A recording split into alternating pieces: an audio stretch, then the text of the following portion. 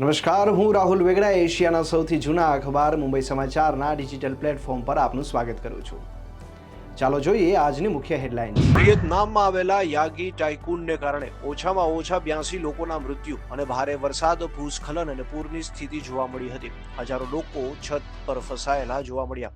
લાખો લોકો વીજળીથી વંચિત. આગામી મહારાષ્ટ્ર વિધાનસભાની ચૂંટણી મહાયુતિમાં રહીને ભાજપ અને એકનાથ શિંદે જૂથની શિવસેના સાથે મળીને લડવામાં આવશે તેવું સુનિલ તટકરે જણાવ્યું હતું. હવે શાળામાં બાળકો મુંબઈના ડબ્બાવાળાના ટાઈમ મેનેજમેન્ટના પાઠ ભણશે. કેરળના ધોરણ 9ના અંગ્રેજી પુસ્તકમાં the saga of the tiffin carriers નામનો આ પાઠ હશે. ગુજરાત પોલીસ ભરતી 2024 અંગે મહત્વની અપડેટ બહાર આવી છે. પોલીસ ભરતી માટે નવેમ્બરમાં શારીરિક કસોટીનું આયોજન થશે. ગુજરાતમાં નકલી સાંસદ બની કર્યું 15,000નું ઉઘરાણું. કચ્છના સાંસદ વિનોદ ચાવડાના નામે નકલી સાંસદે રૂપિયા માંગ્યા હોવાનો કિસ્સો પ્રકાશમાં આવ્યો છે અને આ અંગે અમદાવાદના રીતેશ જોશી સામે ફરિયાદ નોંધાઈ. અગ્નિકાંડ બાદ ઇતિહાસની સૌથી મોટી ભરતી કરશે રાજકોટ મહાનગરપાલિકા. 428 જેટલી જગ્યાઓ ભરાશે. અમરેલીના ખાંભાગીર પંથકમાં સતત ત્રીજા દિવસે અનરાધાર વરસાદ.